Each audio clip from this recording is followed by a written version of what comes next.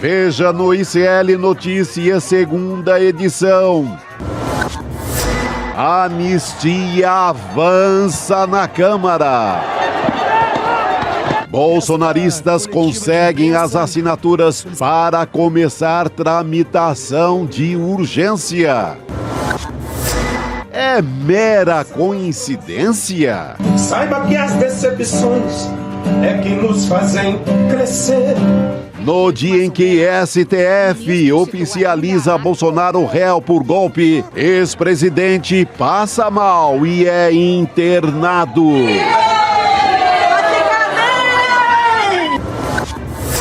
Confronto até o fim. Xi Jinping se pronuncia pela primeira vez após tarifaço e China diz que vai resistir aos Estados Unidos.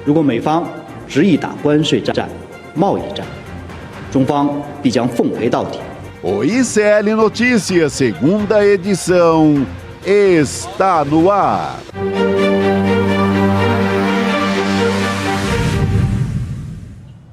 Olá, boa tarde. Hoje é sexta-feira, dia 11 de abril de 2025 e começa agora o ICL Notícias, segunda edição. Seja bem-vindo e seja bem-vinda à nossa programação, que é transmitida pelos canais do ICL, pelo Instituto Conhecimento Liberta, Eduardo Moreira, Pop TV do Rio Grande do Sul e também pelo canal A Voz Trabalhadora. Deixa eu dar boa noite à mesa. Oi, Juliano, boa noite, tudo bem? Tudo bom, Robertinha? Prazer estar com você aqui novamente na bancada nesta sexta-feira. Chico Sá também. Boa noite. Sextou? Prazer, boa noite. Boa noite, comunidade. Vamos embora. Vamos nessa? Sexta-feira, andaram comendo um camarão lá no Rio Grande do Norte, né? Camarão com leite condensado não cai bem. Assassinaram o camarão, na verdade, né? Isso? Assassinaram o camarão. Assim começou a tragédia no fundo do mar. É isso que aconteceu. Quem tem Chico Sá tem tudo, né? É ou não é? Originais do samba. Muito bom. Artista. Olha, e hoje nós vamos conversar com o Luiz Nassif, com a jornalista Bruna Lima e também vamos receber a deputada federal Jandira Fegali e, claro, para falar sobre o PL da anistia. Aliás, meninos, vamos começar por aí, né? Porque na Câmara dos Deputados, os bolsonaristas finalmente conseguiram as 257 assinaturas. Na verdade, conseguiram um pouquinho mais, tá? Foram 259 assinaturas para iniciar a tramitação para pautar a urgência do projeto de anistia para os golpistas do dia 8 de janeiro. Mas olha só, os apoios permitem somente que o requerimento seja protocolado e registrado no sistema da Câmara. E cabe, então, agora ao presidente, o Hugo Motta, colocar em pauta. E aí a gente tem o passo a passo para a gente entender quais são os próximos dias que teremos por aí. Vamos dar uma olhadinha aqui, ó, nessa arte que a gente preparou? Olha, vamos falar sobre o passo a passo do PL da anistia. Começa ali, ó. Se aprovada a urgência na Câmara, vai direto para o plenário. Etapa 1, check. Certo?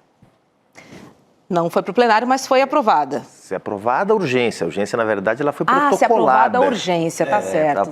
Se aprovada, tem que ser votada. É isso. Se Vai aprovada pro a voto, urgência. E aí... Só teve o direito de ser votado até agora. Perfeito, perfeito. Obrigada, meninos. E aí vai para plenário. Isso. Se aprovado no plenário da Câmara, por maioria simples, vai para o Senado. Isso. Se aprovado no Senado, vai para a sanção de Lula. E aí a gente pode botar um STF ali também, né? Porque ele também pode ser provocado nesse Ele caminho, está olhando ali, né? o STF está só de olho. Tá ali, Não, ó. e, na verdade, eu acho que podia ter uma outra setinha, porque com o veto do presidente Lula, volta para o Congresso Nacional. Para o veto ser votado no Congresso. E ser derrubado ou não. E é ser derrubado ou não. E se for derrubado o veto, portanto, mantida a proposta de anistia, certamente uma judicialização no Supremo Tribunal Federal vem na sequência. Ou seja, uma longa novela para chegar onde, Chico? Em algum lugar? Olha, o objetivo é um só. Não tem conversinha que vão salvar o sorveteiro, o padeiro, o pipoqueiro, a cabeleireira do batom. Isso é conversinha, né? Essa massa de manobra aí, ela vai ser castigada ou salvar por vias jurídicas. O objetivo é salvar o Bolsonaro. Mas o caminho é tortuoso, não é tão fácil, não.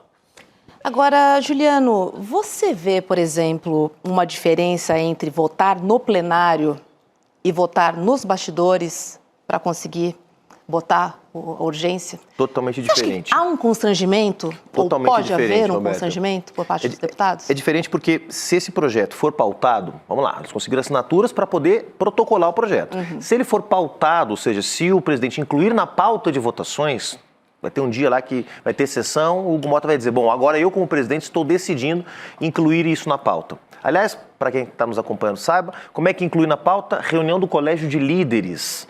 Ou seja, os líderes partidários se reúnem, um por partido, como se fosse o capitão do time, né, de cada bancada. Eles se reúnem e decidem junto com o Hugo Mota qual vai ser a pauta. Então, primeira coisa, tem que combinar com o resto da Câmara dos Deputados para ser pautado.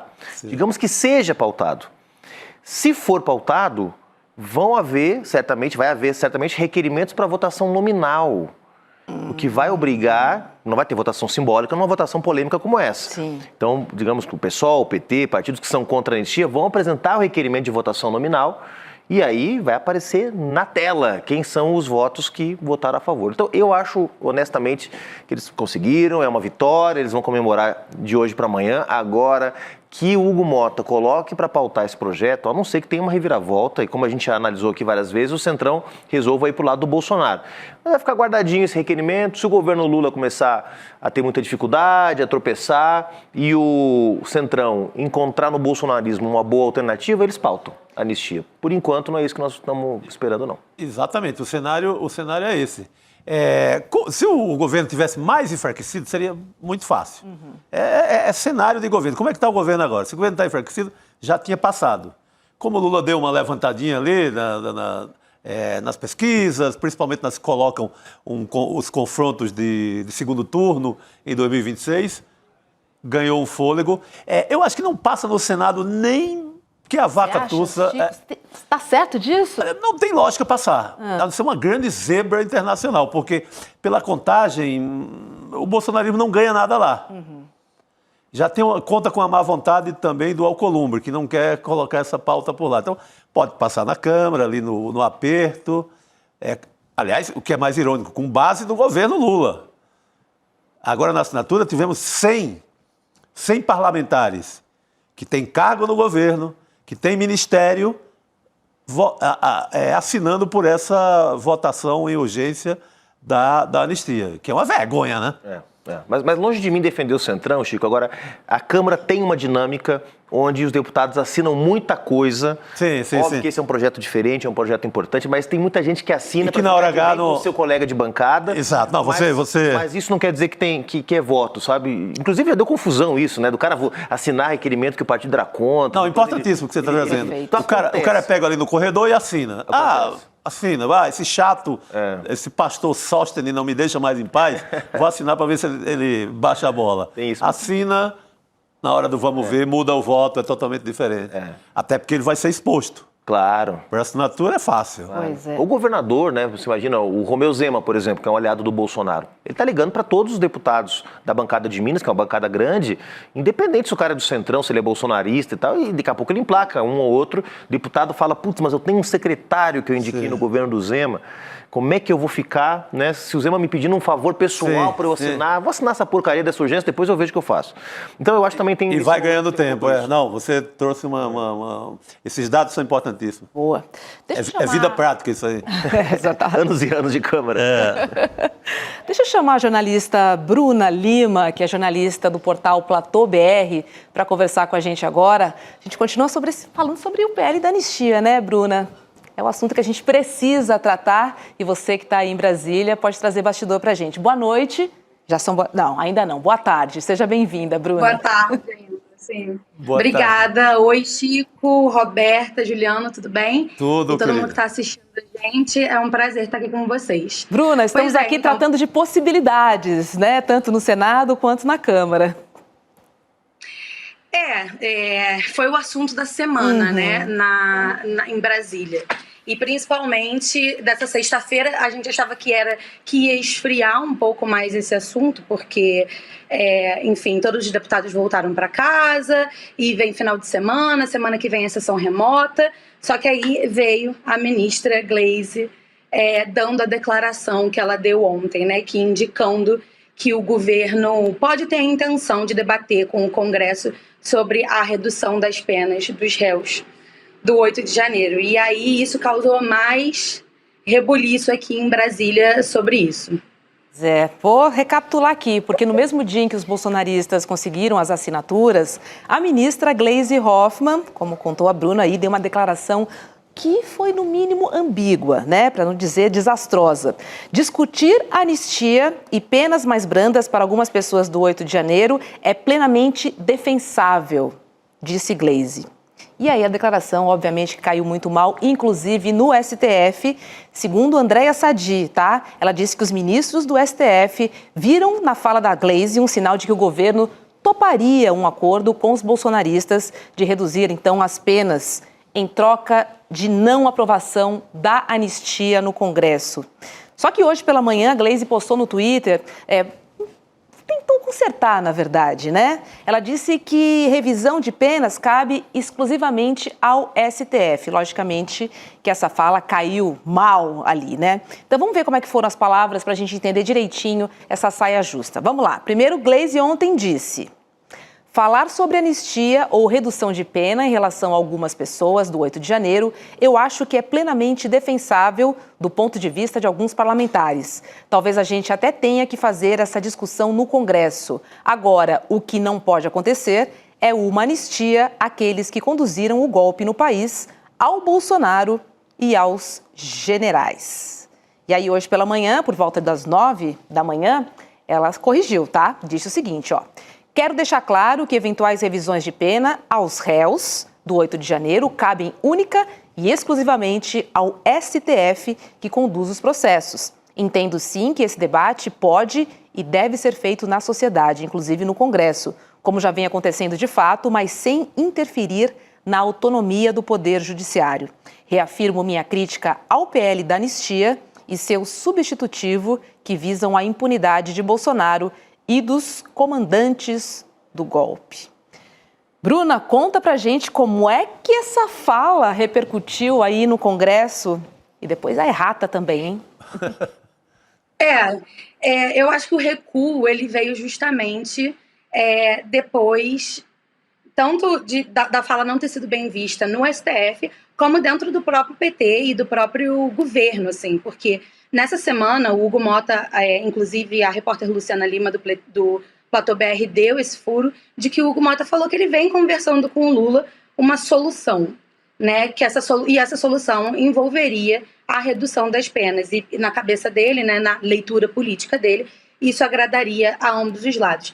Então, essa fala da Gleisi, ela mostra que, de fato, existe uma discussão sobre essa solução, sobre essa redução das penas, né? Eu ouvi de alguns políticos do PT falando, não, foi um deslize. Mas é a ministra, sim, sabe? sim. Era ex-presidente do PT, assim, não tem como ser um deslize. A Gleisi, ela é uma política profissional. Exato. Então, do lado do PL, isso foi lido como... Isso é um indicativo forte de que existe, de que o Hugo Motta está fazendo um jogo duplo. De que o Hugo Motta ele tem um acordo com o governo e ele tem um acordo com o PL, que foi um acordo feito na época da campanha dele para a presidência da Câmara dos Deputados. Então, assim, eu não sei se cola muito essa questão do deslize, como o PT está falando. Mas o recuo foi bem visto, a correção das palavras dela dentro do PT, segundo alguns senadores que eu ouvi, está pacificado. Exato. Eu vi mais como ela fazendo um teste para ver como isso batia na base do PT, como batia dentro do governo. Eu li a sua matéria, Bruna, acho que de ontem, que você fala de como o Hugo Motta está se equilibrando, né? E como ele tem sido cobrado pelo PL de estar muito próximo do governo, principalmente depois da vinda do Japão, depois que viajou junto com o Lula. Então, exato. Tem muito cheiro de autoria do Hugo Motta essa proposta. Jogou lá no ouvido do Lula e da Gleisi. A Gleisi joga para sentir o que é que vai dar, como a esquerda recebe essa proposta. O Lula só quer saber de fazer um bom governo e sair com uma boa aprovação e ganhar a eleição. Então, eu acho bem plausível que tenha começado uma costura para isso. Talvez a fala da Gleice tenha adiado um pouco, ou dado uma acalmada nessa história, mas parece-me assim muito que estava esse zum rolando mesmo entre Planalto e Congresso. Chico, assim, o que alguns senadores e deputados do PT falam o Hugo Mota pode falar que ele conversa sobre isso com o Lula, mas o Lula, ele é uma pessoa completamente evasiva sobre esse assunto, ele vem evitando falar sobre esse assunto. E a fala da Gleice mostra que o Planalto talvez não esteja tão evitando falar sobre esse assunto. Então, foi assim que foi reconhecido. Mas sim, essa aproximação do Hugo Mota com o governo vem incomodando os bolsonaristas. Isso não era nenhuma novidade, porque assim, o Hugo Mota, a forma como ele foi eleito, a campanha que ele fez, ele teve quase unanimidade na Câmara dos Deputados, né? Então, sabia-se que ele ia ser um presidente próximo dos dois grupos políticos, mas o PL vem cobrando foi feito um acordo. E os deputados falam isso em on, assim, pode ver na imprensa toda.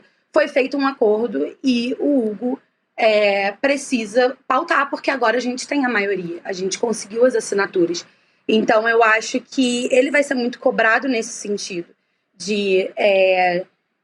ele vem tentando tirar o corpo, né, da discussão e falar em solução, em não dividir o país, mas essa é a principal pauta do PL esse ano, assim, e a gente começou o ano legislativo falando sobre isso, assim, as várias entrevistas que a gente fez na eleição, né, no dia 2 de fevereiro, na eleição da presidência do Congresso Nacional, senadores e deputados do PL falaram que essa era a principal pauta do PL nesse ano. Então, acho que buscar solução e consenso não vai colar muito para a oposição.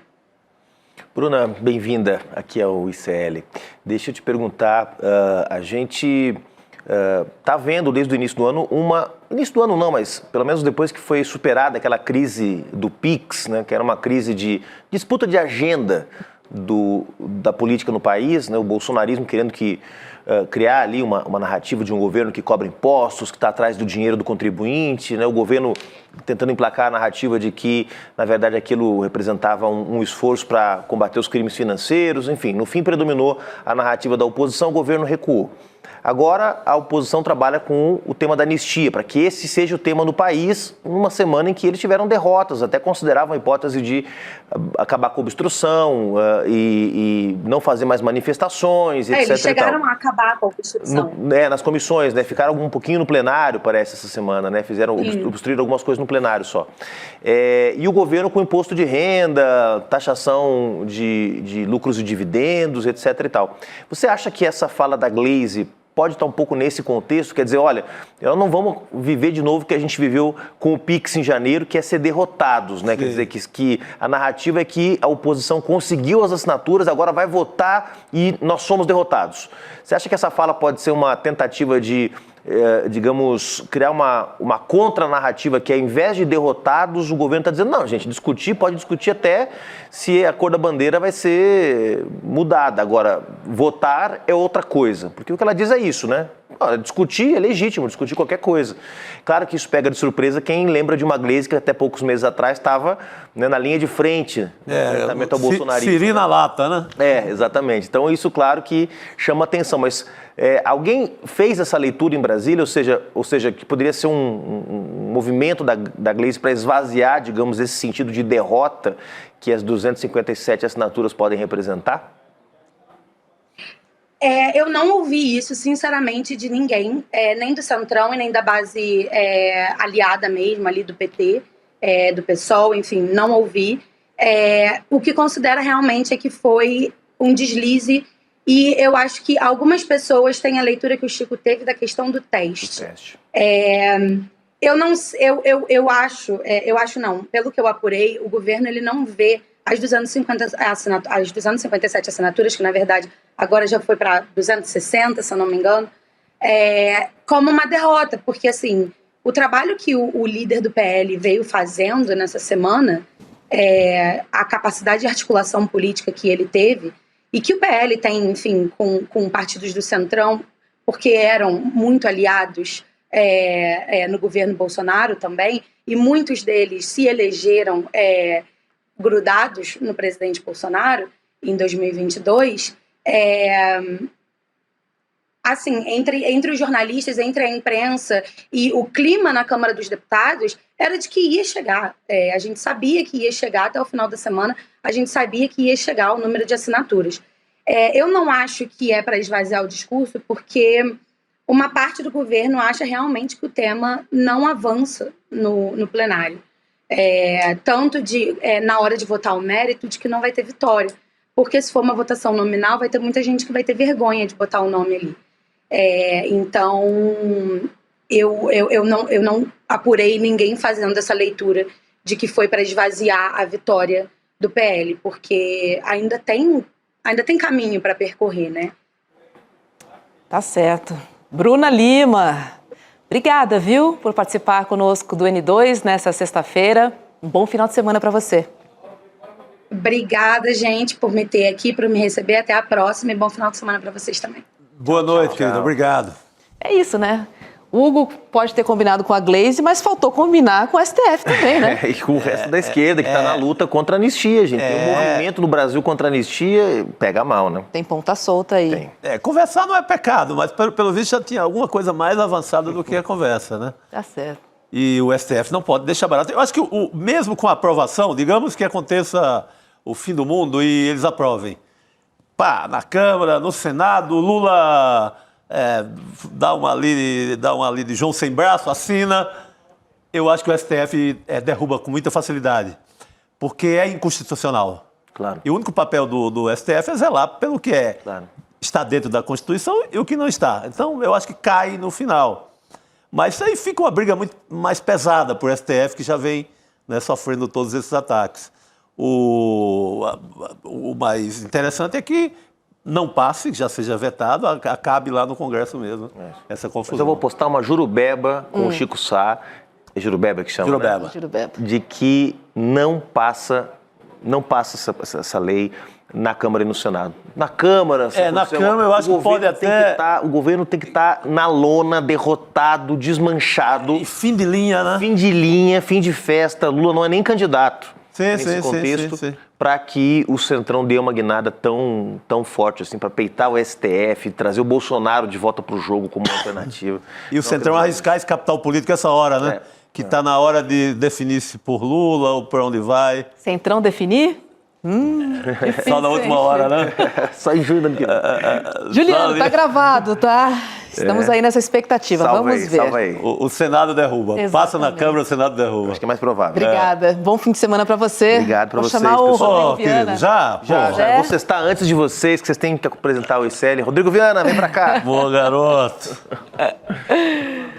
Viemos quase com a mesma roupa hoje, todos aqui trabalhados no jeans. Sim, verdade.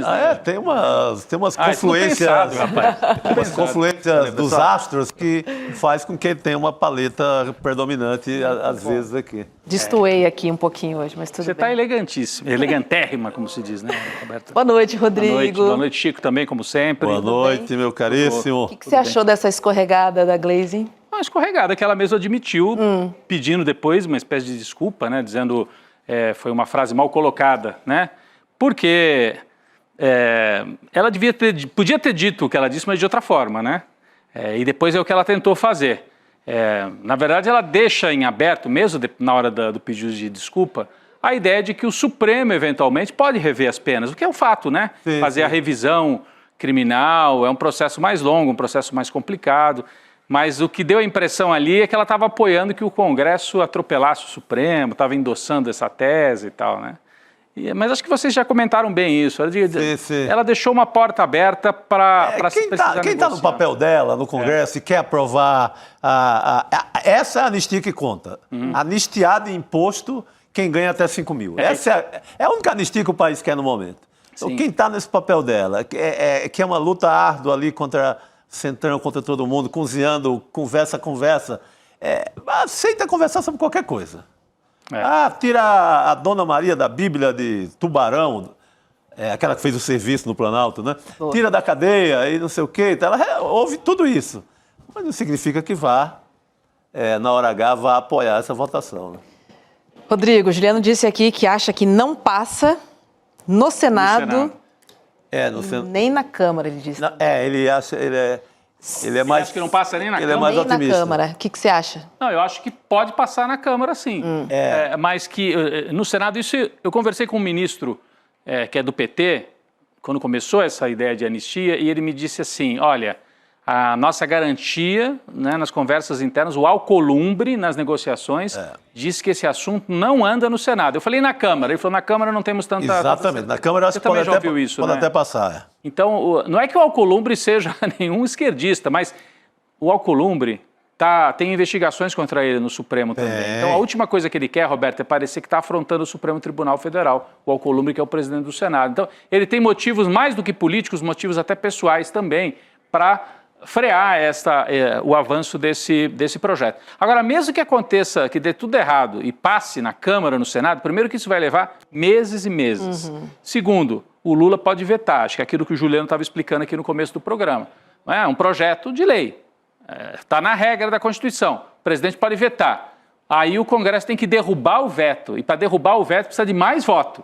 Então, é um processo intrincado, difícil, eu diria quase impossível passar esse projeto no Congresso na atual conjuntura, ainda mais pelo fato de que o Lula se recuperou da crise de popularidade, ainda não está nenhuma maravilha, mas freou aquela queda e os cenários mostram que ele ganharia em 2026. Então o Centrão, aquilo que o Chico acabou de falar aqui, nesse cenário, o Centrão vai fazer a aposta de ir para o outro lado e fazer a aposta no cavalo errado a essa altura, eu acho difícil.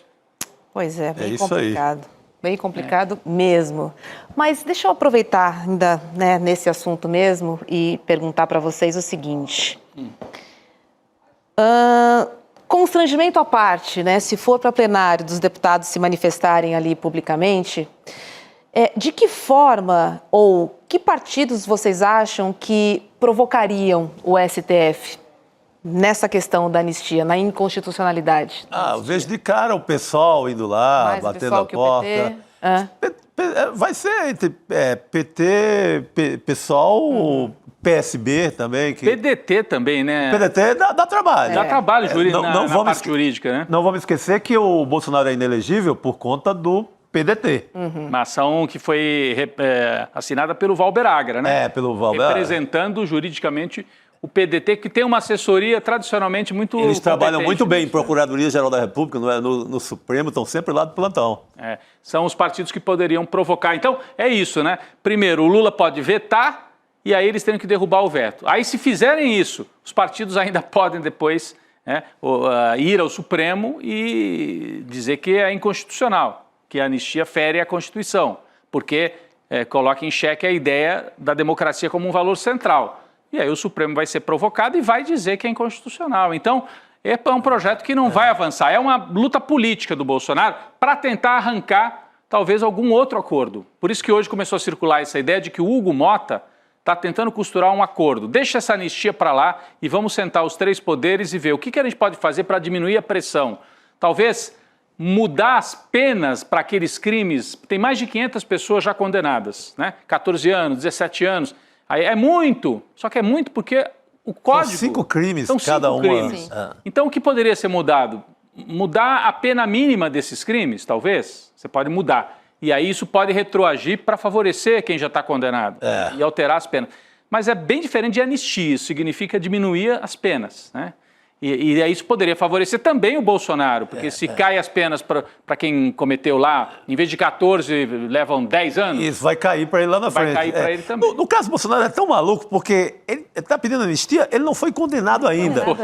Você não pede anistia se você não foi condenado. É complicado, mas ele está apostando que, uma vez anistiado a turma toda da quebradeira, do terrorismo ali do 8 de janeiro, vai, por extensão, beneficiá-lo. Sim. Beneficiá-lo na vida, ou seja, não vai para a cadeia, porque inelegível ele continua sendo. Continua, né? E falando nele, gente, hoje de manhã Bolsonaro foi internado após sentir dores abdominais. Ele deu entrada numa unidade de saúde na cidade de Santa Cruz, no interior do Rio Grande do Norte, e foi transferido de helicóptero para a capital, Natal. Helicóptero, diga-se de passagem, né, oferecido pela governadora do Rio Grande do Norte, que é do PT, Sim. pela Fátima Bezerra. Sim.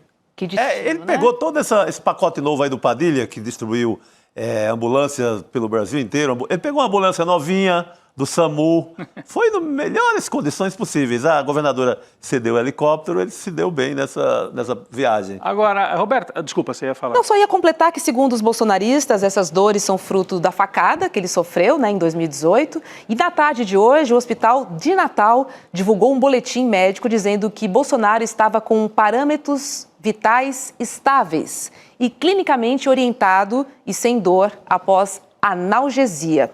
E o médico responsável disse agora há pouco que Bolsonaro não tem condições de ter alta. Diz que não vai haver cirurgia de emergência e também, de outro lado, não dá para remover para São Paulo, porque eles estavam querendo fazer a remoção para um hospital desses aqui de São Paulo, né? Então o médico disse, não remove, mas também não precisa fazer cirurgia. Agora me chama a atenção, é claro, eu não sou médico, eu não estou lá, não tô dizendo que ele não tenha nenhuma dor no abdominal, mas o Bolsonaro, a gente é obrigado a desconfiar dessas operações do Bolsonaro, sabe? Pior é isso, A gente é obrigado, porque infelizmente ele não trata com a devida clareza esses episódios de saúde. Ele transforma em circo, ele fez esse circo em 2018, né, deu entrevista, botava a equipe de televisão dentro do quarto. Toda vez que tem algo pressionando politicamente, ele vai parar no hospital. E hoje já, além dessas imagens que nós mostramos aqui, tem várias imagens circulando por aí. Já transformou em outro circo. E aí ele se coloca como vítima. E ao se colocar como vítima, eu acho que ele dá um empurrãozinho a mais para consolidar as assinaturas, porque hoje... Chegou na 260 depois desse empurrãozinho da internação. Então... Ele parecendo como vítima, ele diz assim, pô, pessoal, me ajuda aí, eu tô até internado, tal, fica mal, vocês vão ficar contra um sujeito que está passando mal aqui. Então ele tenta virar o jogo, porque do ponto de vista da comunicação, nas últimas semanas, Roberta, não tem sido bom pro Bolsonaro. Apesar de ter colocado 40, 50 mil pessoas na Paulista, ele deixou de falar de economia, deixou de falar de inflação, de preço e passou a falar só de anistia. Para a turma dele faz efeito, mas para a sociedade ele está falando de um tema que não interessa para as pessoas, né? Sim. Então ele está tentando virar o jogo, mais uma vez, se transformando numa vítima. É o que ele faz sempre quando está numa situação de dificuldade. E a gente não sabe quando é grave e quando não é. Né? Não dá para saber, não dá para confiar. É um circo. Por isso aqui que a gente fica sem saber exatamente o que está acontecendo. Deixa eu chamar a deputada federal pelo PCdoB, a Jandira Fegali, para participar do N2 conosco. Oi, deputada, seja bem-vinda, boa noite. Olá, prazer ver vocês. Obrigado. Uma sexta-feira, à noite, todo mundo trabalhando, tá tudo certo. Estamos sim. Boa noite, deputada. Boa noite. Olha só, os bolsonaristas conseguiram, né, as assinaturas para começar os trâmites para a urgência do PL da anistia. E aí eu pergunto para a senhora, será que o Hugo Motta vai pautar? E se pautar, a urgência passa na Câmara? Gente, essa é a pergunta do milhão. Pois né? é. Porque na verdade, assim, o problema é que a extrema-direita só tem esta pauta. Ele não tem mais nenhuma pauta para o país. A única pauta é tentar salvar um candidato inelegível deles, né? Que é uma pauta bem estranha. Eles argumentam os coitados, entre aspas, que já estão presos, né? Para poder justificar um projeto de anistia que, na verdade, é para tentar salvar o Bolsonaro e os generais de alta patente, que pela primeira vez na história a gente vê colocados no banco dos réus por crimes contra a democracia. Então é a única pauta que eles têm, é a pressão que eles fazem todos os dias, eles obstruem o resto da pauta, não estão nem aí com o povo brasileiro, com o Brasil, com as dificuldades. E quando aparecem as dificuldades, eles apoiam quem nos gera dificuldade, como Trump, né? Eles fizeram um apoio aberto, claro, às medidas de Trump contra o Brasil e contra outros países do mundo. Então eles não têm pauta. Quando se posicionam contra o Brasil, os falsos patriotas, e se posicionam contra os interesses do povo brasileiro, né? Então é a única pauta deles. Então é óbvio que o Hugo Motta, regimentalmente, tem que receber o pedido de urgência. Se ele vai pautar ou não, aí é um problema político, é uma disputa que está colocada para nós. Nós temos uma disputa, não há como botar um assunto como esse sem um mínimo de consenso. E não há consenso na casa. Parte dos líderes do Centrão não concorda, parte do Centrão concorda, a esquerda não concorda, né? Porque o nosso problema não é com quem está preso lá. Esses quem tem que resolver é o Supremo Tribunal Federal. Já tentaram vários acordos, já propuseram redução de pena, uma boa parte já está em casa. Então esse é um argumento falso. E essa é uma questão que o Supremo, que já julgou, tem que resolver. Então essa anistia liberou geral não é correta. A dosimetria da pena, os acordos, o que vai ser feito, isso é uma questão que o Supremo Tribunal Federal tem que resolver. A anistia que eles querem não é para essa turma. Isso é o discurso fácil, a mulher do batom. Isso é o discurso fácil para sensibilizar a sociedade, né? Bolsonaro entra numa ambulância, sensibiliza também. Se ele está doente ou não, eu não tenho como afirmar, né? Mas dor só ele sente. Então, se ele diz para o médico que está com dor, o médico é obrigado a botar em observação e investigar. Porque a informação é dele. O médico não tem como dizer, você não está com dor. Né? Mas, obviamente, deixou internado para apurar, para investigar, para ver se de fato tem algo e alguma providência a ser tomada. E como disse o Rodrigo, isso é uma coincidência incrível. Né? Toda vez que uma situação de adversidade aparece, ele vai para o hospital. Né? Mas eu também, como médica, não posso colocar uma posição de que os médicos do hospital estão falseando informação. Mas claro. Dor, você não tem como medir a dor. Se ele diz estou com dor, o médico tem que investigar e tem que deixar internado. Né? Isso é uma referência muito pessoal do paciente. A melhor queixa para não precisar sair é essa. Pegar um atestado na sexta-feira. Exatamente. Meter um atestado, como se diz. Em plena sexta-feira. Não, e como médica... Agora, eu diria como médica, assim, Hugo Mota está em disputa, a posição política está em disputa. Eu acho que tem 2 fatores que dificultam uma posição, aliás, 3, que dificultam uma posição de Hugo Mota de botar essa pauta. Apesar de que a urgência não é mérito. Né? Nós temos lá 400 urgências votadas em que os projetos ainda não foram para a pauta. Então pode ser que ele ceda na votação da urgência e não vote o mérito. Isso também é uma questão que pode ser posta. Né? Agora, o que eu quero dizer aqui é o seguinte, tem a pesquisa que dá maioria contra a anistia. A polarização que eles criaram com o próprio presidente da Câmara. O presidente da Câmara foi alvo na manifestação deles. Agrediram muito o Hugo Mota. E terceiro, é uma relação política que vai se estabelecendo no campo democrático. O próprio discurso do Hugo Mota, de posse dele, citou Ulisses Guimarães, mas 5 ou 6 vezes, lendo o texto do Ulisses pela democracia. Isso tudo não tem coerência com pautar uma matéria como essa, que está nas mãos de uma investigação do Supremo. Essa turma ainda não está condenada, então não tem o que anistiar. Isso atropela o próprio processo jurídico e o processo de investigação do Supremo.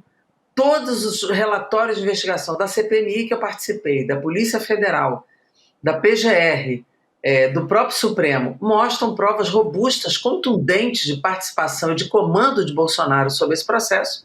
Então, sinceramente, colocar uma anistia é um tapa na cara do povo brasileiro, é um desprezo pela democracia brasileira e é um confronto com o Supremo que eu penso que o presidente da Câmara não vai querer comprar.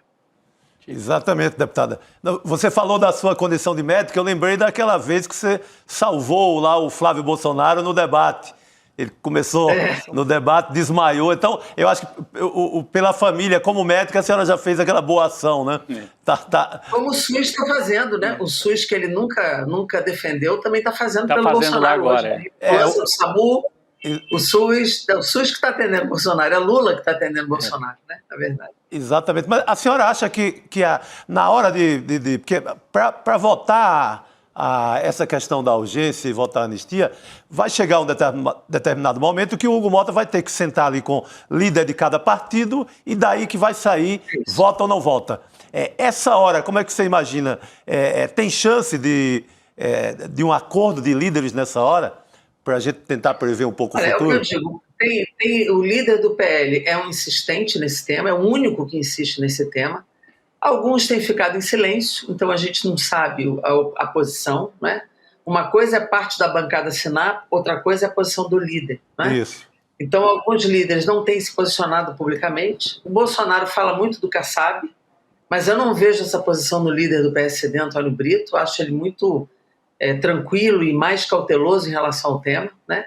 E obviamente que um campo, vamos dizer assim, democrático, mesmo que não seja de esquerda, não vai concordar com isso. Eu acho difícil que o Hugo Mota coloque isso em pauta sem um acordo minimamente consensuado. Eu acho que é muito difícil construir esse consenso. É o que eu digo, a tática pode ser aprova a urgência, mas não põe o mérito. Isso pode ser uma saída que esteja se apresentando. Mas eu acho que mesmo essa é complexa, simbolicamente muito ruim, né, ele colocar isso em pauta, e politicamente eu acho um desastre para o parlamento brasileiro, na relação com o Supremo e com a sociedade que já entendeu que Bolsonaro participou, todos já entenderam que ele estava no comando e a maioria da população é contra a anistia. Deputada, sabe o que me chama a atenção, pelo menos até a hora que a gente entrou aqui no estúdio?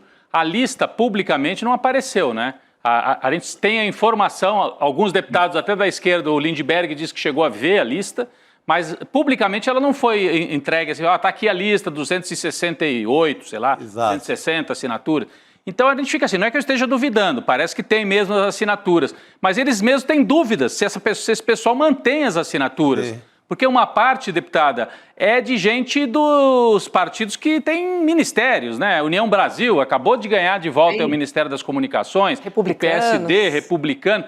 Tem esse jogo também no momento em que o Lula está justamente recompondo alguns ministérios ali nessa segunda etapa da reforma, não é isso? Não, isso tem peso também, né? Veja, o Lula não está opinando sobre a anistia diretamente, né? Gleisi que deu uma opinião, né? Mas, obviamente, que o presidente Lula conversou com os presidentes da Câmara e do Senado sobre isso. O próprio Davi Alcolumbre já disse que isso não é pauta desse momento do Senado. Né? Então, não adianta nada tentar votar na Câmara se não vai votar no Senado. Isso é um desgaste só para a Câmara. Se o Senado não vai dar continuidade. Obviamente que o Hugo Mota também está conversando isso com o Davi Alcolumbre e os dois estão conversando com o presidente da República. Então, isso tudo é um bastidor que ele não fica muito claro, porque depois que a lista entrar no sistema, não pode tirar e nem botar nome. Certo? Então, se ela não entrou ainda, também há uma cautela para dar a chance ainda de deputados tirarem seus nomes. Porque depois que publica, depois que dá entrada na mesa, você não pode mais alterar a lista. Olha aí. Então, é possível também que esteja trabalhando um certo retardamento de colocar isso publicamente no sistema para dar tempo de alguns deputados também se reposicionarem. Então, tudo isso é um jogo de xadrez muito difícil, mas que a gente está acompanhando, né? E eu, sinceramente, acho que o tensionamento que o presidente da Câmara está vivendo não deve ser pequeno, mas nós também estamos disputando essa posição, e essa posição junto ao Hugo Mota está muito clara, muito precisa.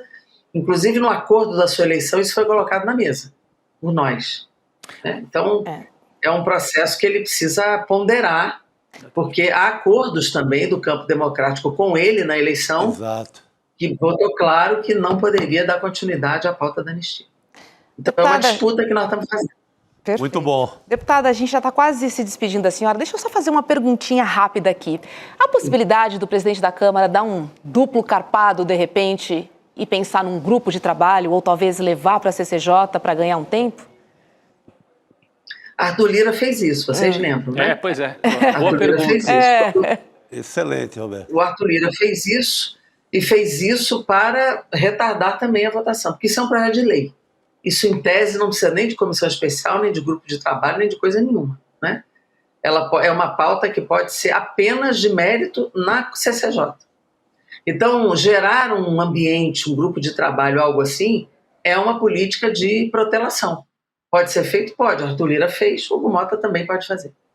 Lembrar que o Arthur Lira fez isso, inclusive, em relação àquele PL importante da regulação das mídias, das redes sociais, etc., que foi uma maneira dele empurrar lá para o final da fila. Então, é uma possibilidade nós também. Nós estamos cobrando essa pauta, viu, Rodrigo? Porque entrar 2026 sem regulação de rede, repito, não é uma censura, mas é uma regulação contra o crime, contra a mentira, contra as violações constitucionais. Isso é, na minha opinião, é decisivo para a democracia brasileira. Importantíssimo. E nós estamos cobrando essa pauta. Muito bem. Muito importante, o GT deputado. Que foi montado, na verdade, o GT nunca foi instalado, porque o 2630, que é esse PL que o Rodrigo está falando, que o Orlando foi o relator, trabalhou 3, 4 anos sobre o tema, ouviu todo mundo. Direito autoral ficou no meu projeto, né? Agora tem um outro no Senado também, direito autoral no streaming. A questão dos jornalistas também veio para o meu projeto, que era de direito autoral, e ficou ali seca e objetivamente a questão da regulação das redes. Sim. Como não conseguiu construir acordo, nós perdemos a urgência, acho que foi por 2 votos, uma coisa mínima, né?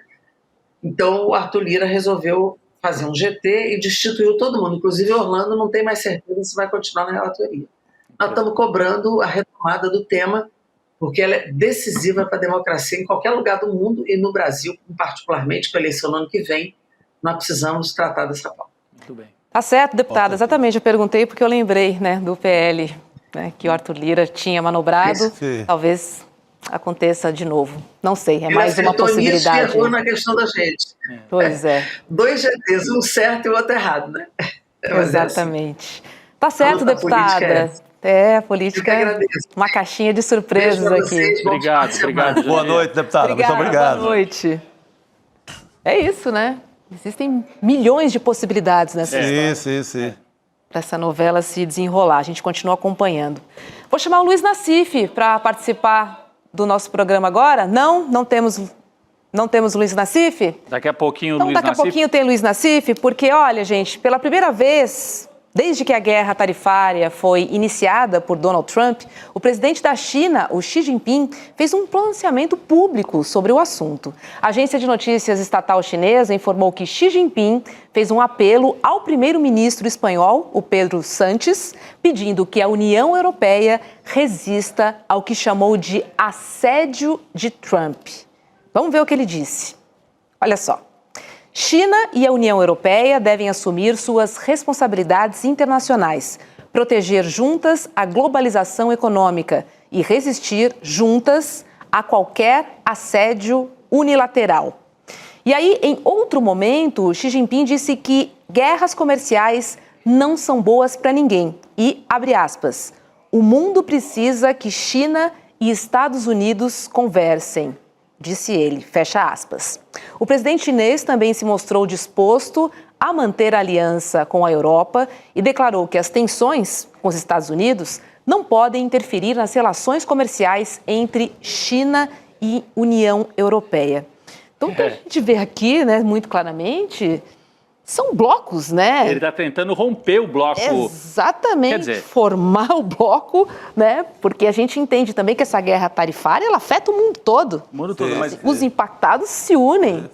Talvez seja interessante porque a gente está acostumado desde a Segunda Guerra a ver Estados Unidos e Europa Ocidental como um bloco único, né? Na economia, na força militar da OTAN e tal. Essa guerra comercial que o Trump desatou permite agora à China colocar uma cunha, como se diz, né? Fazer ali uma abertura e falar para a Europa, ó, já que o Trump está tratando vocês mal, vem para o nosso lado, trazer a Europa para o lado da China. Algo impensável até alguns meses atrás, né? Então, é um momento de mudanças profundas. Não quer dizer que a Europa vá fazer esse movimento, mas só o fato, né, Chico, do Xi Jinping... Essa proposta ser bem explícita. E é viável. E é viável, exatamente. Então, mostra como o tabuleiro está se mexendo, né? Você pega uma Europa ali revoltada com o Trump pela questão da Ucrânia, revoltada pelas tarifas, revoltada por tudo. Sim. Tem um grande momento. E esse é o jogo chinês, né? O jogo oriental, que é outro pensamento. Isso aí é muito arte da guerra.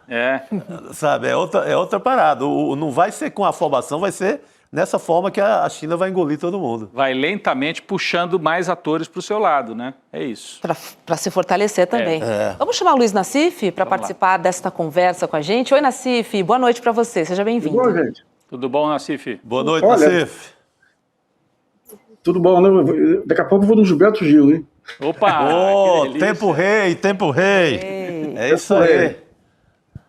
Deixa eu só... Pois não. Não, fala, a gente estava aqui abrindo a conversa com essa guerra das tarifas e a China tentando puxar a Europa para o lado dela, Nassif. Então, vamos juntar essa guerra das tarifas e essa questão das big techs aqui. Veja bem, eu passei hoje a manhã inteira pensando assim, o Trump ele tem uma lógica por trás dele. É impossível tanto amadorismo assim. Ele está desorganizando todo o mundo, tem que ter uma lógica. Segunda coisa, ele nunca foi ligado à questão industrial. Esse negócio de reindustrialização americana, e ele sabe, através até do próprio Elon Musk lá, que se você interromper o comércio, você atrapalha os Estados Unidos e a China. Então, o que está por trás dessa história dele? Aí que entra a questão das criptomoedas. Nós temos já há algum tempo os libertarianos aí, Mises e todos outros aí, que eles querem, acham que a salvação do mundo é uma moeda privada. Uma moeda privada.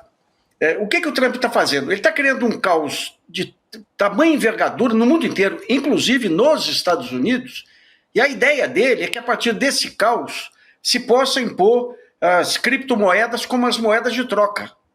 Se isso ocorrer, porque as moedas nacionais hoje respondem aos governos nacionais, respondem a uma articulação do FMI, uma articulação que vem do pós-guerra, respondem ao Federal Reserve, tem um conjunto de restrições e regras para impedir abuso e volatilidade, e nós temos desde 2019 que esses bilionários do Vale do Silício estão defendendo a necessidade de uma moeda privada, das criptomoedas. Chegaram a falar em comprar uma ilha no Pacífico onde a moeda seria a criptomoeda.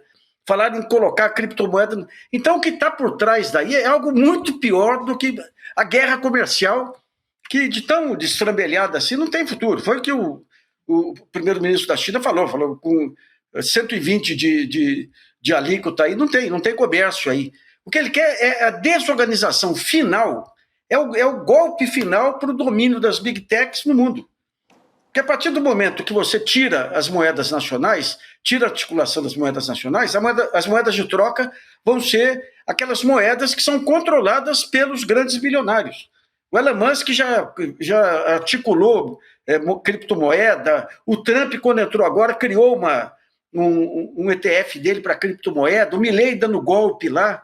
Então, se der certo essa lógica dele aí, ele vai criar um caos tão grande em termos de câmbio, porque quando você coloca tarifa, ainda mais umas tarifas loucas que nem essa, você mexe com câmbio em todos os países. Então as políticas cambiais começam a ficar totalmente descontroladas. E é nesse caos que ele quer enfiar as criptomoedas. Então, é aquele negócio, você tem aquela frase, economia, estúpido. Em relação ao Trump, não é a indústria, não é a industrialização, é a moeda, estúpido. O que ele quer é o controle da moeda. É isso que está em jogo aí, que daí você vai ter as big techs controlando a opinião pública no mundo inteiro aí, e as moedas saindo da órbita dos estados e praticamente viabilizando os estados nacionais. É um golpe muito mais megalomaníaco do que a gente imaginava. E como adiantou Nassif, o governo chinês também se pronunciou hoje por meio do porta-voz do Ministério de Relações Exteriores, o Lian Rian. Em uma conferência em Pequim, o porta-voz disse que, na verdade, ele mandou um recado, tá? Bem claro, aos Estados Unidos. Ele disse que não deseja o confronto, mas também não teme caso ele venha a acontecer. Vamos assistir. 中方已多次阐述在关税问题上的严正立场。关税战、贸易战没有赢家，中方不愿打，但也不怕打。我想强调，如果美方真的想通过对话谈判解决问题，就应该停止极限施压、胡作非为。任何对话都必须建立在平等、尊重、互惠的基础上。如果美方执意打关税战、贸易战，中方必将奉陪到底。 Ô Nassif, a gente junta essa fala do representante chinês com a sua análise, mostrando que o Trump pode estar apostando no caos, no desmonte tão gigante, que significaria desmontar inclusive as moedas nacionais no Ocidente, e aí fica pensando, bom, se for esse o plano, né, falta combinar com os chineses, como diria o Garrincha em relação aos russos, né, porque os chineses são administrados de maneira centralizada, é um país administrado pelo Partido Comunista, com direção estatal, organizados. O caos é tudo que a China tenta impedir num país de 1 bilhão e não sei quantos milhões de habitantes. Então, são dois mundos que não se conversam. Nós podemos partir... Porque até agora a China estava junto nesse mesmo mundo, né, comprando dívida dos Estados Unidos, participando do jogo comercial. Se o Trump aposta num caos completo de desmonte, inclusive das moedas nacionais, sobra a China talvez como condutora de um outro projeto que não conversa mais com esse projeto do caos, não é isso? Não, é isso aí, isso aí. Se você vê, digamos, Eu escrevi um livro em 2002 chamado Os Cabeças de Planilha, mostrando como que as mudanças monetárias permitem os grandes golpes da história. Por exemplo, quando teve as guerras napoleônicas, a moeda era o padrão ouro. Daí chegou um escocês lá, o John Law, e inventou o papel moeda. O golpe que ele deu foi tão grande, aquilo ajudou a financiar as guerras napoleônicas, mas permitiu golpes tão grandes que ele comprou o estado da Pensilvânia nos Estados Unidos. Aqui no Brasil, quando você chega no começo da República, o Rui Barbosa, que era ministro da Fazenda, trocou o padrão ouro pelo padrão papel. Daí ele aproveitou a mudança e entregou o monopólio da emissão de moeda para um banco aí do conselheiro Mayrink. Aquilo desorganizou totalmente a economia, o Rui Barbosa ficou rico, mas foi expulso do país aí pelo Floriano Peixoto. Plano Real, a mesma coisa. Você trocou o cruzado pelo real. O que os economistas fizeram? Para conseguir real, você tem que trazer dólares. E eles que controlavam a Avenida Paulista, ainda não tinha a Faria Lima como grande centro financeiro, eles controlavam a Avenida Paulista. E todos saíram milionários, multimilionários disso aí. Então, as trocas de moeda, as trocas de padrão monetário, são o grande caminho aí para os golpes. No caso do Rui Barbosa, era o Calito, que era o cunhado dele, que aplicava aí. Então, o Trump, no começo, estava pensando, o que ele está querendo é um grande golpe aí, porque se ele impõe uma taxa dessa e antes se posiciona no mercado, ele ganha com a oscilação para baixo. Depois ganha com a oscilação para cima. Daí, quando você vai pegar todas as declarações de bilionários desde 2017, o que eles querem é ter uma moeda privada, é a privatização da moeda. Isso significa que o Trump, uma hora vai cair a ficha, ele está contra a China, mas está contra os Estados Unidos, o Estado, está contra o Federal Reserve. Por que ele está destruindo todas as instituições americanas, justiça, universidades? O que ele está fazendo ali é uma ditadura que bate muito com o ciclo que vem também depois, que vem nos anos 20 aí, de implantação do fascismo como uma maneira de reagir contra as resistências aí a essa concentração de renda. É um jogo muito mais pesado, muito mais perigoso. Eu espero que caia a ficha geral aí. O inimigo não é a China, o inimigo é o Estado Nacional. Ele quer mudar o modelo do Estado Nacional. A justiça, ele passou, no caso das deportações, inclusive para El Salvador, ele não está mais considerando se o juiz dá uma ordem contrária. Não tem isso. Nem pega o papel lá do juiz, nem vai, nem manda representante. Passa por cima. Coloca no avião e vai embora. É a afirmação de um poder imperial. Assim, não tem mais essa história de justiça. A primeira instância já foi engolida. Quem sabe uma ação ou outra do Supremo, da Suprema Corte norte-americana, mas primeira instância não há mais. É impressionante o trator. Olha, a Venezuela está em Washington, viu? O pessoal fala muito da venezuelização. Nos Estados Unidos ele entrou oficialmente num regime ditatorial. É o poder absoluto do presidente. Corta a verba de universidade, inviabiliza escritórios de advocacia, manda deportar quem defende a Palestina. E cá para nós, hein? A CONIB que acorde aqui, a Conferência Nacional, porque todo esse avanço ditatorial fascista está ligado à figura do sionismo. Todas as ações dele contra universidades e tudo, ele pega e põe Israel no meio. Então, isso aí vai despertar um antissemitismo aí terrível, pegando os bons judeus aí que mantém ainda o espírito humanista aí, sabe? Olha, gente, é algo que é um Mussolini na era digital, viu? Terrível. Preocupante. Vamos falar um pouquinho sobre a economia brasileira, gente, porque a inflação oficial do país, medida pelo IPCA, encerrou o mês de março com um avanço de 0,56%. Isso após registrar alta de 1,31% em fevereiro. No ano, a inflação acumulada é de 2,04%. Todos os grupos de produtos e serviços tiveram alta neste mês, com destaque para alimentação e bebidas. E os principais vilões continuam sendo tomate, café moído e ovos. Nassif, o ovo continua caro e eu não sei quando é que vai ficar mais barato, sendo muito sincera com você, hein? Você sabe que o ovo, dessa vez aqui, eu publiquei umas tabelas aí com Aves e ovos subiram 3,3%. Tubérculos, raízes e legumes subiram 8,2%. E bebidas e infusões, tudo 3,5%. Mas agora vai entrar a safra, vai refrescar um pouco, né? Mas quando você pega, por exemplo, se tirasse alimentação e bebidas, refizesse as contas todas aí, a inflação cairia de 0,56% para 0,3%. Teria uma queda aí de quase 0,04%, uma queda substantiva aí, sabe? Mas aí vai ter que ver agora, porque isso aí, a alimentação é muito afetada pelo câmbio. E essas loucuras aí do Donald Trump acabam provocando volatilidade no câmbio aqui e acabam encarecendo o preço de alimentos também, sabe? Mas, de uma maneira geral, o que nós estamos falando, é quando você é gozado do mercado, fala, não, mas em vez de 5,3, agora está dando 5,45, ó céus, ó dia, ó vida, ó azar. É uma inflação irrisória, cá para nós.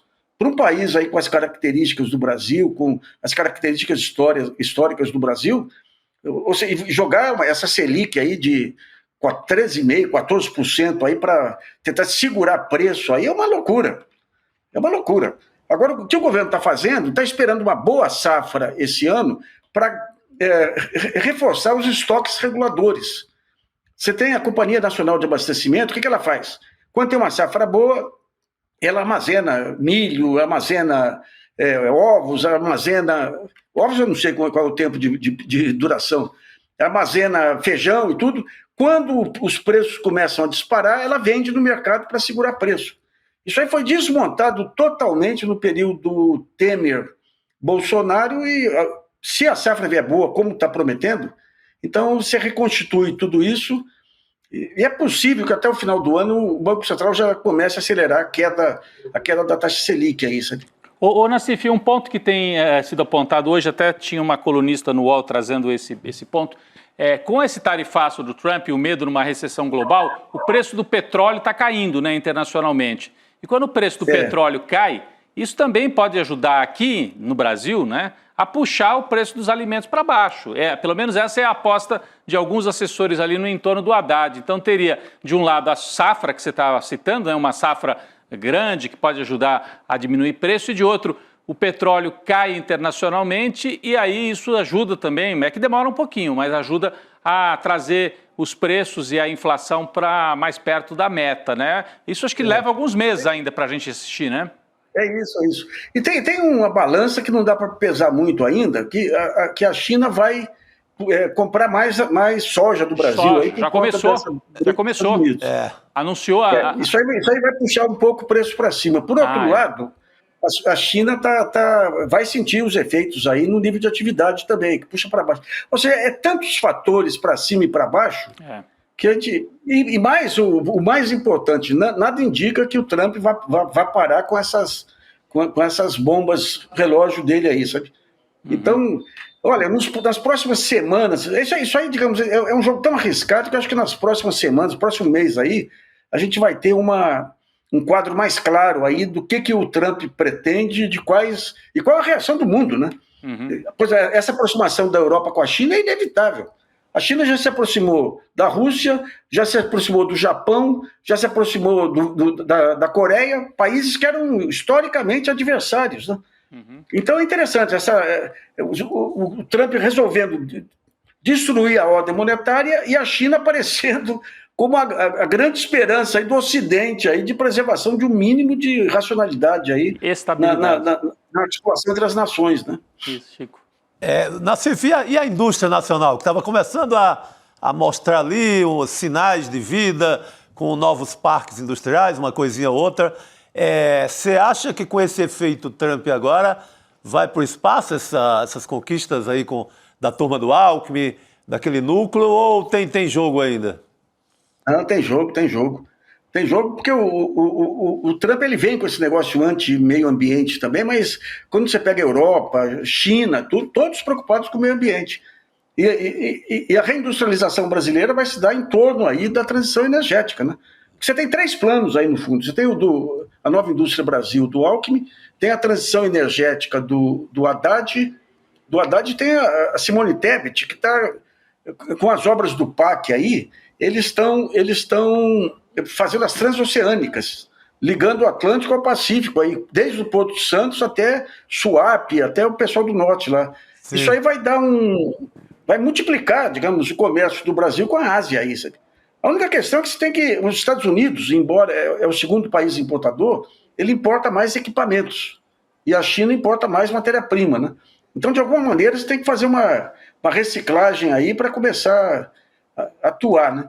Agora é interessante que com toda essa falta de recursos e tudo, o Haddad está conseguindo criar umas brechas aí para financiamento. O BNDES está batendo recorde aí, financiamento de bioetanol, de etanol e tudo aí, né? E para as obras do PAC também. Agora eu digo o seguinte, se não tivesse esse orçamento secreto, se não tivesse essa loucura desse modelo de política monetária, que não é uma loucura brasileira, é uma loucura internacional. O Brasil era um momento para o Brasil estar voando, viu? Está voando. Porque o Brasil hoje ele é assediado pela China, a Europa, é o país da composição. Tem a imagem do Lula, que é de um pacificador aí. Então era hora de estar fazendo, que nem em 2008, fazendo essas linkagens aí com a Europa, com a América Latina, com o Canadá, México e tudo, né? Uhum. Mas, digamos, essa armadilha da política monetária e do orçamento secreto aí acaba segurando aí, né? É uma pena. Né? A gente está falando o quê? 50 bilhões de orçamento secreto? Essa conta, né? É muita grana, de fato. Luiz Nassif, obrigada e bom show Tempo Rei para você. É verdade, hein? Bom show. Canta bastante. Sabe quando eu fiz 18 anos, eu ganhei uma garrafa de uísque e fui com meus colegas de São João da Boa Vista ouvindo o frevo, aquele frevinho do Gilberto Gil. Você vê que o Gilberto Gil está na vida da gente, até dos idosos, que nem eu. Muito bom. Legal, né? Essa turnê tá incrível. Bom show para você, obrigada. Sextou. Muito bom. Tempo Rei. Tempo Rei. Tempo Rei. Correndo lá pro Palmeiras. Hoje. Olha só, gente, deixa eu virar a pauta aqui para trazer uma notícia de ontem, porque os indígenas que participavam de uma marcha na esplanada dos ministérios foram alvo de bomba de gás lacrimogêneo e também spray de pimenta em frente ao Congresso Nacional. A gente vai rodar as imagens aí para você ver. E aí, entre os manifestantes atingidos, estava a deputada federal, a Célia Chacriabá, do PSOL, aqui de São Paulo. E aí, em seu Instagram, a deputada publicou um vídeo que inclui a voz de um homem numa reunião virtual da Secretaria de Segurança do DF, sugerindo, abre aspas, descer o cacete nos manifestantes. Vamos ver um trechinho dessa reunião em que aparece um participante e aí entra uma voz que fala descer o cacete, que eu contei aqui. Vamos ver. Que fosse descido, que descesse um número reduzido de manifestantes para a Praça dos Três Poderes, que não fossem toda a marcha, ainda que isso trouxesse ali diversos problemas em relação aos ânimos, em relação a essa restrição. Então, eu gostaria de saber essa justificativa. Só deixar o pessoal descer logo. Deixa descer e mete o cacete se fazer bagunça. Pô. Deixa descer e mete o cacete se fizer bagunça? Eu gostaria de saber quem é que está falando isso. Deixa eu chamar a Elô Vilela para a gente entender melhor esse vídeo, entender essa história e principalmente quem é que manda descer o cacete. Heloísa Vilela, seja bem-vinda. Boa noite. Boa noite. Olha, eu acabei de falar nesse minuto com uma fonte do Ministério das Relações Exteriores que me confirmou o que a gente já tinha publicado no site, no ICL Notícias, de que realmente foi um funcionário do Ministério das Relações Exteriores. Ao contrário do que muita gente imaginava, não foi um representante das forças de segurança, da Polícia Militar, ou dos bombeiros, ou da Polícia Legislativa. Para surpresa de todo mundo, foi um representante do Ministério das Relações Exteriores que estava nesse encontro. E agora, como isso acabou de ser confirmado e vai sair uma nota do Ministério do Itamaraty daqui a pouco, o nome dele é Aldegundes Batista Miranda, e segundo me descreveram, um funcionário, como vamos dizer, subalterno do Ministério das Relações Exteriores, que inclusive já foi afastado. Então, o Ministério agiu agora rapidamente para evitar uma crise maior. Mas durante todo o dia, o pessoal da Articulação dos Povos Indígenas estava cobrando uma resposta, querendo saber de onde era esse funcionário. E estava olhando para as forças de segurança, achando que, obviamente, deveria ser alguém das forças de segurança. No caso, não era. Eu conversei mais cedo também com o secretário executivo da Secretaria de Segurança Pública aqui do Distrito Federal, o Alexandre Paturi, que é delegado da PF e hoje está exercendo esse cargo da Secretaria de Segurança Pública. Ele estava realmente esperando que o Ministério das Relações Exteriores viesse a público e desse explicações, porque todos os olhos estavam voltados para as forças de segurança. E vocês podem até me perguntar, mas o que um representante do Ministério das Relações Exteriores estava fazendo nessa reunião? Né? Porque é curioso, né? Mas o que acontece? Toda vez que vai haver uma manifestação maior aqui em Brasília, ali na esplanada dos ministérios e na Praça dos Três Poderes, faz-se uma reunião na Secretaria de Segurança Pública, juntando todo mundo, bombeiros, Polícia Legislativa, STF, segurança do STF, né, e a Polícia Militar e a Secretaria de Segurança Pública. E também o Ministério das Relações Exteriores, porque o prédio do Ministério das Relações Exteriores está muito próximo à Praça dos Três Poderes, então eles também participam. Essa reunião, esse vídeo que vocês mostraram, o rapaz que está aparecendo no vídeo fazendo questionamento é o representante da Associação dos Povos Indígenas, que estava ali negociando como poderia ser a manifestação, até onde eles poderiam se deslocar e etc. E quando se ouviu ao fundo a voz do telefone, pelo IP do telefone, foi identificado que era o telefone do Ministério das Relações Exteriores, com essa fala absurda que a gente ouviu, deixa descer e a gente mete o cacete se eles não se comportarem ou algo do gênero. Qual é o nome dele, Elô? Só para a gente reforçar aqui também, por favor. O nome do que faz... Que falou para descer o cacete nos manifestantes. Eu vou pegar aqui novamente, mas eu acho assim que é Aldegundes Batista Miranda. Obrigada. Aldegundes Batista Miranda. Elô, só para esclarecer, porque são dois vídeos diferentes, né? A gente tem o vídeo da manifestação dos indígenas nas ruas e tem aquele outro vídeo que nós rodamos aqui, aquele rapaz falando. Seria até bom colocar na tela para que você fosse explicando para a gente, dividir aquele primeiro vídeo com a Heloísa na tela, para que ela pudesse dar o contexto para a gente. Se a nossa... Isso. Elô, explica para a gente então. Esse que está falando é o rapaz que representava ali a articulação indígena e ele estava numa reunião virtual, várias pessoas numa espécie de Zoom, vamos dizer assim, de áudio, né? É isso, Elô? Exatamente. Tinha uma reunião híbrida. Tem um pessoal que no final do vídeo até aparece, estão sentados numa mesa na Secretaria de Segurança Pública e algumas pessoas participando virtualmente, como é o caso desse representante da APIB. E eles estavam discutindo os limites da manifestação por razões de segurança. O secretário de Segurança Pública me explicou o seguinte: ao longo da semana, os indígenas fizeram várias manifestações, inclusive uma manifestação na frente do Supremo Tribunal Federal para reclamar das decisões a respeito do marco temporal.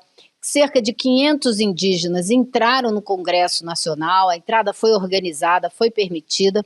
Eu estava lá, ouvi toda essa movimentação ao longo da semana. Então, 500 entraram. Só que no dia da manifestação, foi decidida nessa reunião do dia 9, e a manifestação foi no dia seguinte, que eles se deslocariam apenas até a Avenida José Sarney, que fica uma quadra antes daquela Avenida das Bandeiras, que dá a entrada para aquela rampa que desce para o Congresso Nacional. Eles só iriam até ali.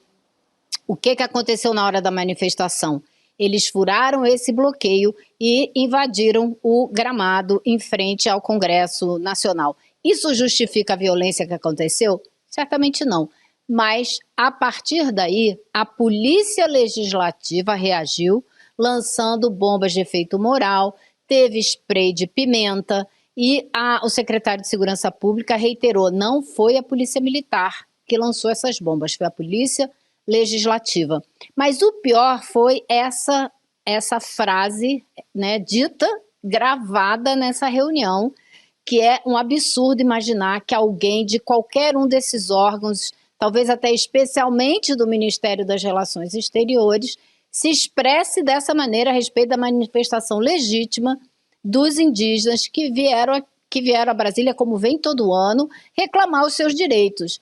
E agora, então, a gente está esperando que a qualquer momento vai sair a nota do Ministério admitindo que é um funcionário da casa, como eu disse, um funcionário de escalão mais baixo, um funcionário subalterno, digamos assim. Esse termo não é bom, né? Mas não é nenhum representante, não é um diplomata, não é um representante de alta patente, não, de alto nível do Ministério, porém ele foi afastado imediatamente. Muito bem. Tá certo, Elô. Obrigada, viu, por essas informações pra gente, exclusivas aqui no ICL Notícias, segunda edição. Bom final de semana para você. Sextou. Valeu, Elô. Boa noite, Elô. Só para esclarecer, aquela que aparece nas imagens ali é a deputada, né, Célia Chacriobá, agredida ali. Foi agredida. Foi agredida e ela dizia, eu sou parlamentar, eu tenho o direito de passar para acessar o prédio do Congresso. Aí, ó, é ela que está tentando acessar com alguns assessores. Os policiais certamente acharão, isso aí ela não é deputada, né, e tal. E aí bloquearam, agrediram, ela foi atingida por bomba de gás. Resolveram atender essa ordem aí, vamos descer o cacete. Atender a ordem, descer o cacete. E aí agiram assim, inclusive, com a parlamentar, que é de Minas Gerais, do pessoal de Minas Gerais. Pois é, agredir parlamentar em Brasília é algo bem complicado, né? Vamos voltar a falar sobre a internação de Bolsonaro, porque ela aconteceu justo no dia em que o STF publicou o acórdão da decisão que tornou Bolsonaro e mais 7 réus por tentativa de golpe de Estado. Ou seja, agora, oficialmente, Bolsonaro é réu. A publicação do acórdão marca o início formal da ação penal. Então, agora os advogados vão ser notificados, na verdade, e terão um prazo de 5 dias para questionar ou então contestar trechos do julgamento que aconteceu em março. Chico, você acredita em alguma novidade nessa contestação? Olha, se eles tivessem alguma bala na agulha ali ou algo mais sofisticado como defesa, já teriam apresentado a ideia desse jogo naquela explicação inicial. Eles vão tentar protelar, derrubar, encher de testemunhas o processo, para que testemunhas difíceis de ser ouvidas, para ganhar tempo. Porque o grande temor do Bolsonaro é um só, é a cadeia. É o que talvez, não quero julgar, o leva ao hospital, por exemplo. Então, não há como se livrar. Eu acho que a questão vai pegar 28 anos, como aposta o Cacá, e 43, como apostam juristas mais, digamos, que querem que a lei seja cumprida com mais rigor, porque ele realmente faz um passeio ali no Código Penal e no principal, na questão da tentativa de golpe de Estado, que é a coisa mais... que se tem mais zelo na Constituição. Assim, e essa decisão, na verdade essa decisão foi tomada no dia que a primeira turma se reuniu. Hoje foi só publicado o acórdão, que é uma espécie de transcrição, né? Quando você torna oficial aquilo que os juízes disseram oralmente naquela sessão. Lá, né? Agora é réu oficialmente. Agora é réu oficial. Então, no dia que ele vira réu, ele vira paciente também com dor de barriga. O Bolsonaro tem dor de barriga sempre que tem alguma coisa ruim contra ele. Sim. Mas a gente também não pode tratar isso só na base da brincadeira, como eu falei, né? Porque me parece que é sempre uma operação midiática de se transformar em vítima. Nos momentos mais difíceis, ele vira vítima. Mas será que ele não teve realmente alguma coisa? A Jandira Fegali, que é médica, falou, olha, não cabe a gente, né, aqui de longe ficar. Mas o Bolsonaro faz tanta confusão com essa história que a gente se vê no direito até de duvidar ou de pelo menos colocar assim... Sim. Sabe por quê, Rodrigo? Porque não faz parte. Se fosse um político sério, honesto, esse tratamento do que ele diz ser referente à facada seria um tratamento permanente, um tratamento que ele iria lá com o médico dele, no hospital dele, ele obedeceria a todo o rigor da história, fazer um tratamento permanente. Aí não é... Um boletim médico sóbrio, tudo, né? Exatamente. Não, ele faz uma coisa, ele torna isso um espetáculo. Ele já postou agora à tarde a clássica foto ali cheio de tubo e tal, e estou mais uma vez ali tentando se vitimizar. Então ele torna isso espetáculo e vai tornar sempre. E olha que está longe da prisão. Temos pelo menos até dezembro. Imagina quando for chegando mais perto. Ele vai fazer desse tratamento que ele faz realmente há muito tempo, segundo ele... Por conta da facada. Segundo ele, por conta da facada. Sim. Eu nunca vi laudo e tal, assim, mais detalhado. Mas vamos respeitar a versão dele, que seja o caso. Gente, trata isso. Não faz disso um espetáculo para virar a sua defesa. Eu sou coitadinho, eu sou coitadinho, eu sou coitadinho. Outro dia estava pedindo para metralhar a petralhada, né? Matar tudo que era petista. É complicado. Hoje foi salvo por uma governadora do PT que faz questão de, com toda a agilidade do mundo, ceder o helicóptero da Polícia Militar, faz questão de dar o melhor tratamento possível que ele poderia receber no Rio Grande do Norte. Inclusive, parece que saiu um boletim novo, Sim, né, o Roberta? boletim médico do hospital foi divulgado agora há pouco e diz que Bolsonaro vai dormir no hospital e segue sem previsão de alta, meninos. Eu vi mais cedo também a entrevista coletiva do diretor do hospital, que dá vários detalhes. Olha aí, já tem até manchete em relação a isso. Bolsonaro não tem previsão de alta, diz o médico. E eu vi também que o Bolsonaro já estava dando até entrevista, o Chico, deitado lá na cama, dando entrevista para colunas. Tem um site aí que faz bastante auê em torno do Bolsonaro, né? Dando entrevistas, se colocando ali, veja, eu sou obrigado a voltar para o hospital. Então, circo, realmente... vira circo, né? Não é um tratamento sério nunca. E olha, ele consegue fazer, geralmente ele faz esse circo em São Paulo, né?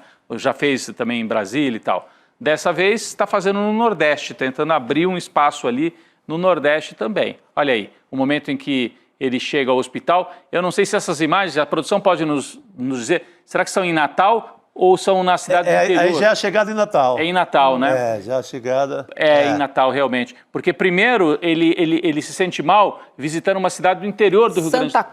Santa Cruz, Santa Cruz, lá no Rio Grande do Norte.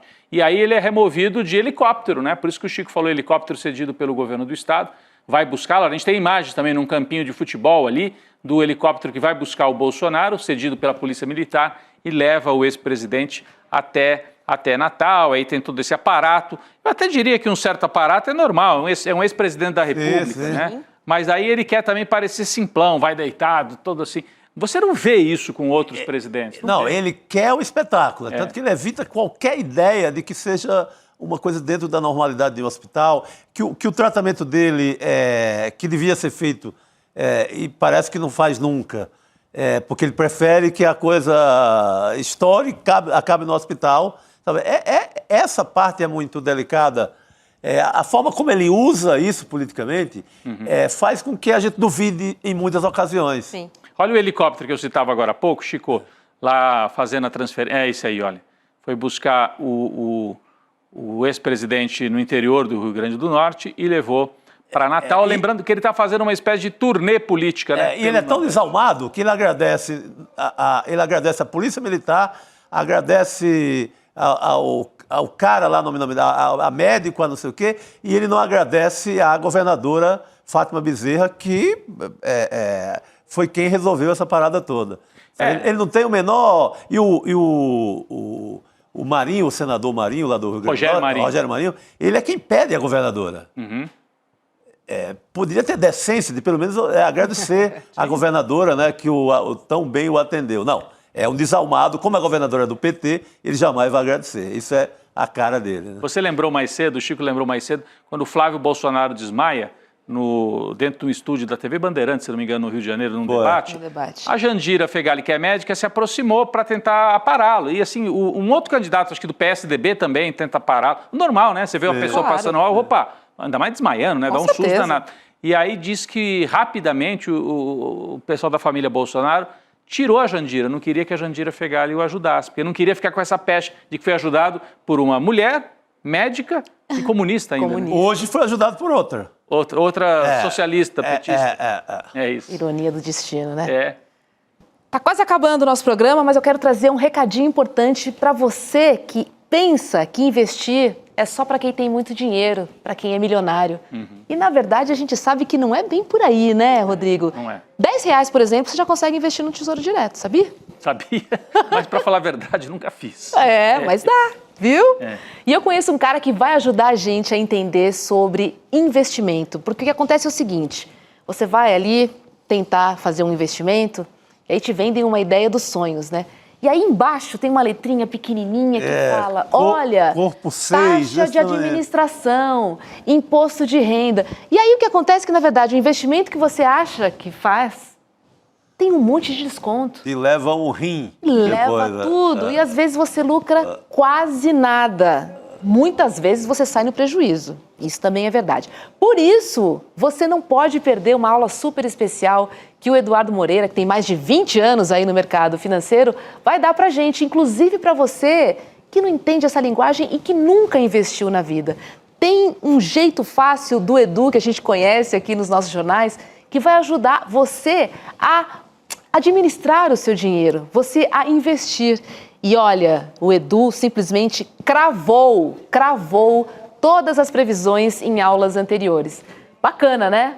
Sim. Importantíssimo. Não, e agora vem essa aula no meio dessa turbulência toda. Então, porque agora é mais difícil ainda, entender. É mais difícil fazer. Então, quer dizer, já tem toda a técnica, toda aquela parte que o Edu costuma trazer em outros momentos, mas ele vai juntar isso com o cenário mais turbulento por conta do tarifaço, que pode acontecer no Brasil e no mundo, né? Pois é. Então é o seguinte, ó, a aula é aberta, online e gratuita do Investidor Mestre. Lembrando que esse é um programa de educação financeira e investimentos pensado para você fugir das armadilhas dos bancos e também conquistar aí a sua liberdade e a sua independência financeira, principalmente na hora de escolher. Então, não perca tempo e garanta a sua vaga em icln2.com.br. icln2.com.br. A aula é terça-feira que vem, dia 15, e é imperdível. Tá certo? Muito bem. Certíssimo. Recado dado? Sim. Vamos testar? Muito bem dado, por favor. Então, Chico, faça as honras da casa. Está oficialmente liberada a Jurubeba. Jurubeba. Muito bom. Será que o Gil vai cantar hoje a música da Jurubeba. É ele e o Jorge Ben que cantam essa música. Beba, juro. E um descasso, né? É isso. Maravilhoso. Vamos ouvir daqui a pouco. Obrigada, Chico. Obrigada, Rodrigo. Valeu, Roberta. Obrigada, comunidade. Um ótimo final de semana para todo mundo. A gente se vê. Tchau. Olá, vamos falar um pouco de dinheiro, do seu dinheiro. Não é de hoje que a gente sabe que tem muita gente aplicando golpes financeiros por aí. Você não pode cair nessa. A gente tem que ficar de olho, ainda mais quando se fala do nosso suado dinheirinho, não é mesmo? Esses golpes estão cada vez mais sofisticados e vêm de onde você menos espera. Tem até corretoras famosas, conhecidas, metidas em confusão. Mas dá para você fugir dessas armadilhas do tal mercado. Meu querido amigo Eduardo Moreira, que já foi eleito o melhor influenciador de economia e negócios deste país, preparou uma aula especial que todo mundo precisa ver. Tudo que você precisa saber antes de investir o seu dinheiro. Vai ser no dia 15 de abril, às 8 da noite, aqui no ICL. Totalmente online e gratuita.